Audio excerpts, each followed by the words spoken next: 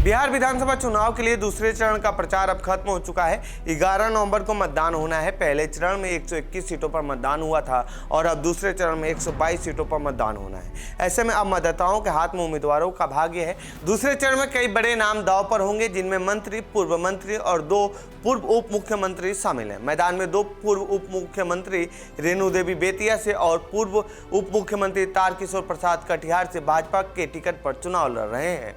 दूसरे चरण में वर्तमान मंत्री भी चुनाव लड़ रहे हैं। सुमित कुमार सिंह, जो पिछली बार निर्दलीय उम्मीदवार के तौर पर चुनाव जीतकर मंत्री बने थे।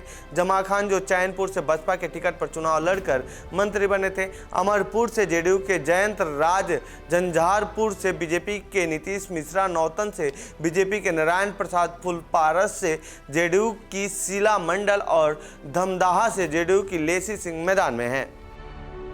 दूसरे फेज में 12 पूर्व मंत्रियों के किस्मत दांव पर है।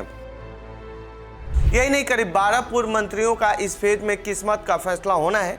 मधुबनी से राजद के टिकट पर समीर कुमार महासेठ, मुरारी प्रसाद गौतम, एलजेपी-आर के टिकट पर चेनारी से बीमा भारती, राजद के टिकट पर रुपौली से पूर्व मंत्रियों के अलावा पूर्व विधानसभा अध्यक्ष उदय नारायण चौधरी भी चुनाव लड़ रहे हैं।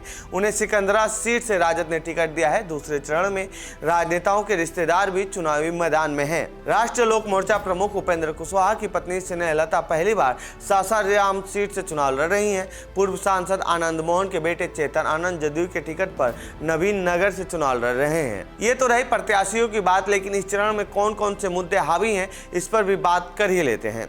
इस चरण में सभी विधानसभा सीटों पर 2 लाख से अधिक मतदाता हैं। इस चरण में कुल 122 सीटों के लिए मतदान किया जाना है। इस चरण में युवाओं की अधिक आबादी को ध्यान में रखकर पूरे चुनाव में राजनीतिक दलों ने युवाओं के मुद्दों को जोर शोर से उठाया है। इस चरण में ग्रामीण आबादी का एक बड़ा हिस्सा शामिल है। ऐसे में इस चरण में युवाओं से जुड़े मुद्दे भी हावी रहेंगे। सबसे बड़ा वोट बैंक कौन सा है? 18 से 19 साल के बीच के 7,69,356 वोटर हैं। 20 से 29 साल के बीच के 84,84,641 वोटर हैं। 30 से 40 साल के बीच वाले 1,04,97,629 वोटर हैं। तो वहीं 41 से 60 साल के बीच वाले 1,24,19,445 हैं। 60 साल से अधिक वाले 48,42,485 वोटर हैं। चुनाव प्रचार खत्म होने के बाद बीजेपी पर तेजस्वी यादव ने कई गंभीर आरोप लगाए हैं और युवाओं को रोजगार के लिए वोट करने की अपील की है। सुनिए उन्होंने क्या कुछ कहा है। नमस्कार, आज 9 नवंबर है। दूसरे चरण का प्रचार प्रसार जो है आज खत्म हुआ और पूरा बिहार जो है एक तरफा हो रखा है। बदलाव के लिए जो है मतदान कर रहे हैं लोग, चाहे बूढ़े हों, बुजुर्ग हों, माताएं, बहनें, नौजवान, युवा साथी, चाहे कोई जात के हों, कोई धर्म के हों, कोई वर्ग के हों, सब लोग जो है बदलाव के लिए वोट कर रहे हैं और इस बार बिहार में परिवर्तन तय है। इसी खलबली में एक बड़े नेता जो कई दिनों से बिहार में जो है डेरा डाल के बैठे हैं, भारत के गृह मंत्री, लगातार जो है अधिकारियों को फ़ोन कराना, मिलना, निर्देश देना, ये सब वो काम कर रहे हैं। और आज शाम की हमको सूचना मिली है कि भाई मुख्यमंत्री आवास से भी जो है कई लोगों, कई अधिकारियों को जो है फ़ोन जा रहा है और कई जगह कहाँ क्या डिस्टर्ब करना है, अपने अपने रेंज में वो अधिकारी कौन बूथों पे डिस्टर्ब करना है, कौन बूथों पे नहीं करना है, इस तरह का निर्देश जो है जा रहा है। हम सभी अधिकारियों से कहेंगे कि भाई संविधान की शपथ आप लोगों ने ली है, न्यायपूर्ण आप लोग काम कीजिए।